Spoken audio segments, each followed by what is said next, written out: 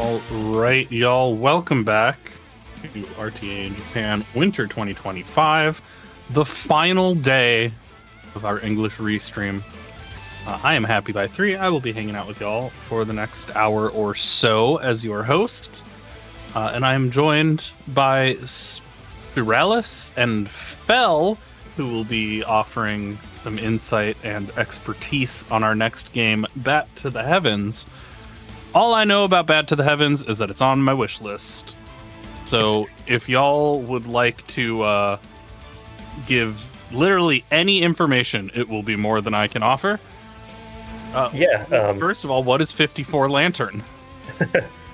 Okay, so Bat to the Heavens it's a puzzle platformer. It's got really fast momentum-based movement. The lanterns in the game are essentially checkpoints. And this is kind of a no major skips category because any percent is below 4 minutes at this point, or I guess the true any percent is below 2 minutes even. So this one just requires that you get all 54 lanterns that are on the main route of the game. There are more lanterns than that, not including what I would consider post-game. There's 62 lanterns in the game, but some of them are for like side paths and collectibles and stuff like that. So it's not counting those, but it is counting the 54 lanterns on the main path through the game. So the main gimmick of the game is that you have a baseball bat, and your character can't run, they can't jump. You can just walk, slide, and use a baseball bat to hit off of the ground and off of other surfaces to kind of propel yourself in whichever way you want to go. I saw some comparisons to a rage game in chat. I wouldn't call it one, but I do think that there was some inspiration from games like Getting Over It. If you play the game casually, like especially at the start of the game, there's going to be a lot of friction where you're trying to bat yourself forward, but then you're accidentally batting yourself off walls and then, off of some small like hills and mountains that you're trying to climb. But there's a lot of other gimmicks. Now, I would not call it a rage game for most of the game, at least. Yeah, it definitely feels a bit comparable to Getting Over It specifically, just because it's a kind of relatively unintuitive control scheme at first that you got to get used to. But once you get the hang of it, it just becomes a really awesome momentum-based puzzle platformer. Yeah, I mean, once we start seeing the gameplay, I think you'll be able to see like just how fast-paced it is. It's really cool, and it's definitely a hard game even casually, but definitely something that's really satisfying to beat casually and also to speedrun. Yeah, a lot of the casual gameplay involves a lot of momentum. Very fun to go fast. Looks like Kana got a new PD today in 54 Lantern. Oh, no way. I did verify a run of his yesterday. That might be the one that we're talking about. Today, yesterday, time zones. Today, Yeah.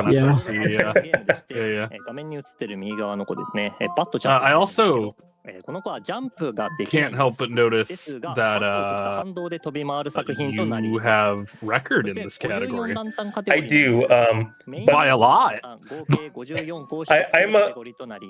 a speedrun mod, I have been considering actually splitting the leaderboard because I think my run of this category is the only one that does the lanterns out of order, which I wasn't around for when the category was like first created, but it does say in the rules that you can do them in any order. I'm the only one that has done that, and I kind of want to split it off because between like intended order and faster order. I think it makes less sense as a like no major skips category if you're just kind of bouncing around the game. And I think that's kind of what the category feels like it should be to me. So at least doing the lanterns in order, Kana definitely has the world record right now. Kana's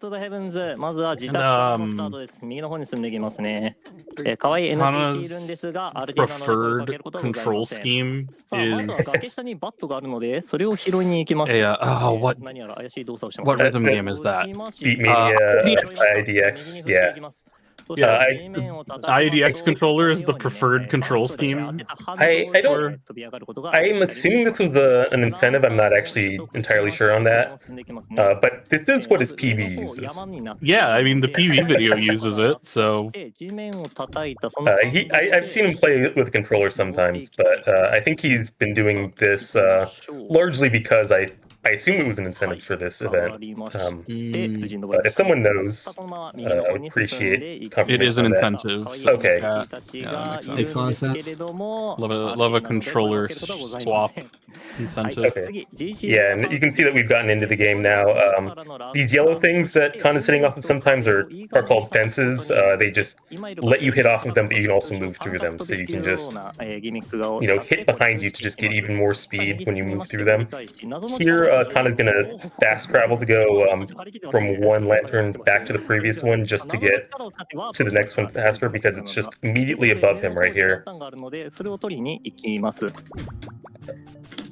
So I think one of the main things to explain that's not immediately obvious is that there's a lot of air swings, and what those do is they just give you a little bit of speed in whichever direction that you're swinging. And so once you have strats for a lot of things in this game, it's just a lot of buffered air swings to get exactly the right bounce trajectories that you want. So one of the main differences between like the route that I would do getting the lanterns in any order and what Kana is doing is that I would immediately come to this area and then do that area that Kana just did backwards, like from top down, and that would very much change like the way that these two areas play. And the way that Khan is doing it isn't exactly what I would call an intended route, but it's definitely closer. Another major thing to notice with a lot of Kana's movement is if you'll notice the bat has kind of like a charge meter that you charge up, and obviously you get more momentum the further along that is charged. But there is some tech in the game where if you slide into the ground and charge up a bat swing at the same time, it starts from halfway up the charge meter. So in the speedrun, that's kind of used pretty much all over the place as much as you possibly can just to get faster hits out that are more powerful. Yeah, so you can just like slide into a wall and then start with a half charge if you're just trying to charge up a fully charged downswing just to get over whatever obstacle that you're trying to get over. Here's Cliff Base, shoutouts to Celeste. True. Yep, the game dev for this game, Sororo, who I think was in chat earlier, has said that Celeste is an inspiration for this game, but she hasn't actually played Celeste, which is all right, which is kind of interesting. Well, how long until one of us starts running Celeste on a Beatmania IDX controller? Well, funny you should say that. It's a great question. I don't know if anyone's done that, but I have. You've done some. We've done even weirder, I would say. I have done a speedrun of Celeste on a Sound Voltex controller. Okay, that's a choice you're allowed Close to enough. make. Technically, no one can stop you from playing Celeste on a Sound Voltex controller. Sachan, get out of here with that. You one-handed Celeste playing. Yeah. I've done some crazy stuff in Celeste, don't but need more nothing quite bad as crazy ideas. as that. Also, potentially worth mentioning, you're seeing a lot. We kind of mentioned at the beginning. You're seeing a lot more of this game because of this category than the normal 90%. The normal 90% really just uses the momentum and flies around a lot. So it's very cool to be able to see a lot of the different like movements used in different parts of this game that a lot of categories just don't touch on at all. Right, and it's worth mentioning that the time estimate for this game is half an hour. I'm definitely expecting Kana to finish much faster than that. I think that was probably a conservative estimate when this was submitted, and Kana's put in a lot of work since then. And today or yesterday, I'm not sure, depending on time zones, that Kana actually had another PB, and his PB right now is mid 13 minutes. So I'm definitely expecting sub 20 minutes. could definitely be close to 15 or even below it. Some cool kana lore specifically about this runner is this player actually is somebody that both Spirialis and I used as a reference during our casual playthrough. Because nobody else really had like detailed like playthroughs of this game on some of the like very hard puzzles. So we were watching kana before we even finished the game. Yeah, I remember I was trying to solve a puzzle and you were just like watching Kana's any percent speedrun. Yeah. Yeah, Kana is also the person that did the Japanese translation for this game. Started out as a fan translation, and earlier this month, Sororo added it as an official feature in the game. The increasingly bad ideas are not the Denshin to Go controller.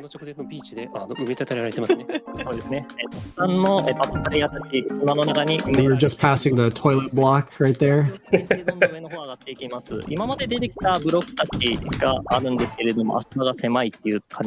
important lore for the game.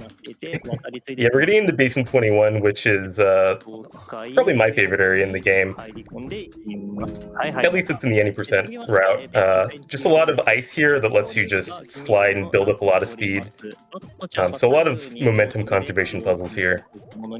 Yeah, you can see normally when playing the game, you would need to collide with a wall or change your momentum pretty slowly, but the game actually lets you slide the opposite direction to just immediately transfer speed into the other direction. I guess it doesn't transfer it just changes your trajectory. Right, when you slide, that does look very fun to do. Yeah, this is when the game becomes like a really fun momentum-based platformer. Before this is all kind of the tutorial to get used to the movement for the payoff of Basin 21. Especially the area right before this one, it's just teaching you a lot of the mechanics you've seen Kana use this whole time, like turning into a ball and sliding. Those are all things that you can do from the start of the game, but the game doesn't really expect you to know about until now.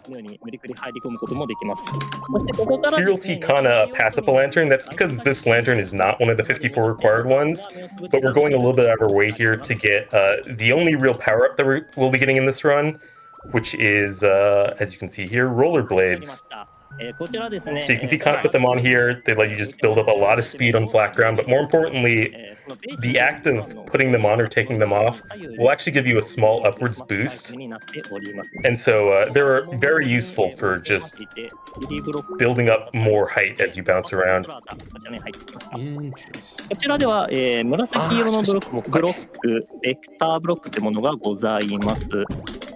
Yeah, it's a little bit hard to catch, but when you see the main character just like do a little twirl in the air and probably have some like green after images behind her, that's toggling skates. Trying to make it into a pretty small gap up here to skip a little puzzle here. There we go. Nice.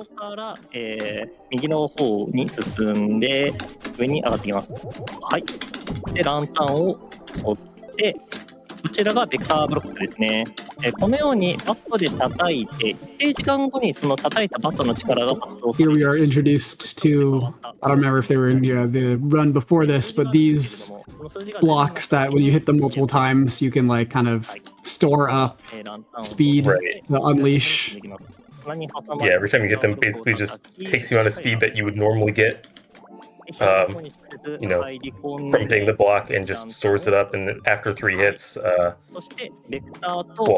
a certain amount of time, which can be up to 3 hits, it just releases all that speed. It's definitely one of the harder mechanics to really wrap your head around the possibilities of casually. I know this checkpoint right here, Astral Tower, is a pretty big stumbling point for a lot of people.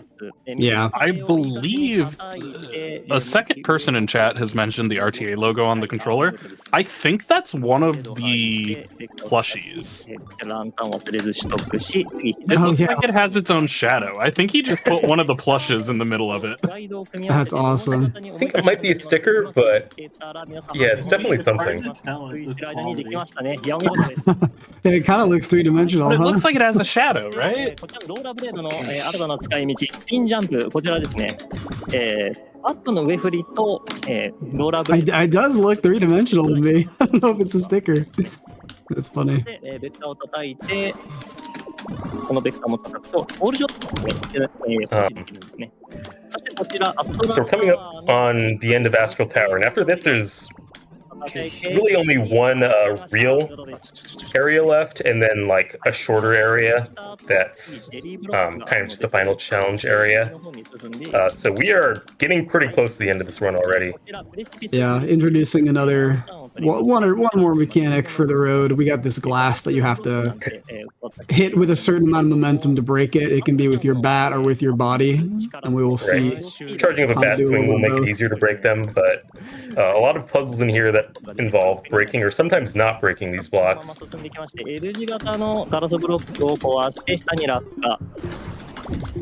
that's not going to be the last mechanic of this area either. There's going to be another one introduced halfway through. I say this is one of the last areas, but it's also one of the longest. Kana's just kind of cheesing some of these puzzles by very precisely bouncing as a ball into these little gaps that you're not supposed to fit through, just because you are a little bit shorter while in ball form than you would be otherwise.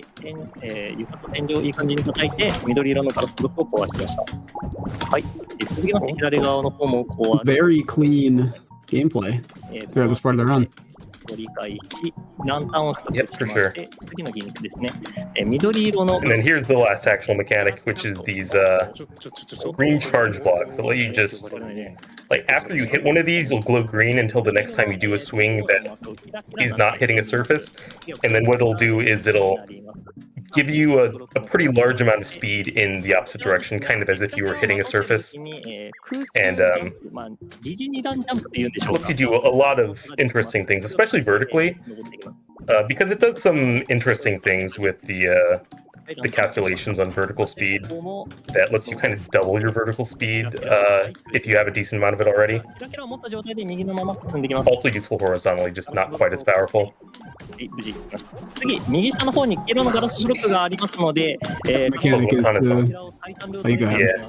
This puzzle that Kana just got through is one of the hardest casually. Like, yeah, very clean. To people familiar with Celeste custom maps, I know some of us have compared that to like Grandmaster difficulty in terms of like input density.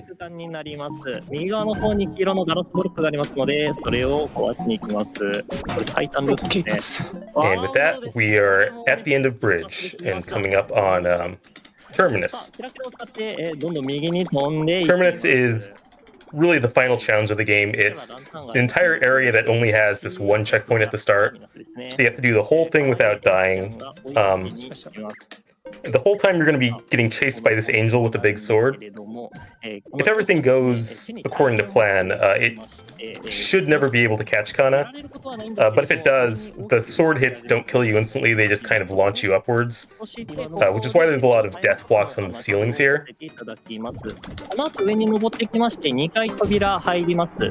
Casually, a lot of people will use that, those sword hits to cheese, areas of Terminus to get more height. Yeah, it's definitely something you can use to your advantage if you kind of stay in control of when those hits are happening. No, this is interesting because Kana lost the charge block for the end section here. Yeah, I was wondering if he was going to have a backup for that, or if he wanted to go back and get the charge. It looks like, yeah, we're going to redo in Terminus here. Yeah, I think he does have some backups, but it can be pretty tough if like the angel gets in a spot where you don't want her to be. That's like a lot of improv there, for sure. Yeah. That would require some pretty... It's the same for me when I try doing this one. It's just like sometimes I try backing it up and then most of the time it doesn't work out and I feel like I should have just immediately retried. Here we are again, so it looks like we'll be seeing that backup once again. Yeah, didn't go quite according to plan this time either. Because of the way that the charge blocks let you kind of double your vertical speed, you can just kind of launch yourself up towards the end of the section and nice. Yep, there we go, 44-second time. one of the big casual challenges in this game is to beat this area in under a minute, and so there you can see 44 seconds.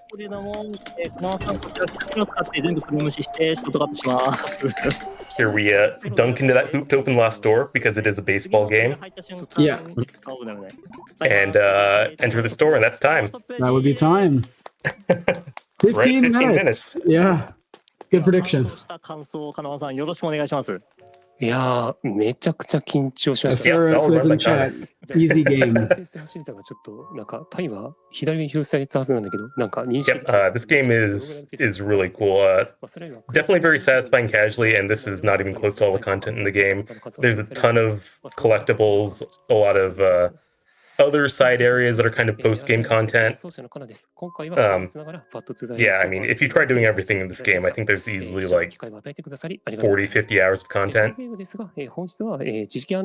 $15, and I believe it's 25% off for the Steam sale, so if you're interested, definitely consider picking that up.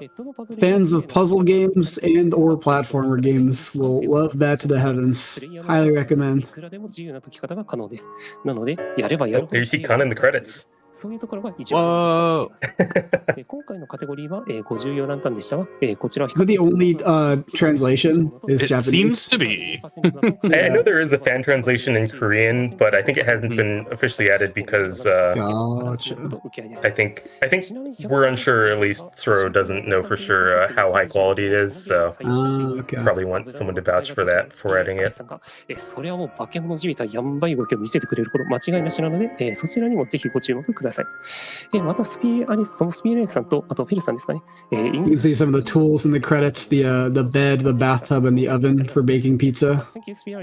Very important.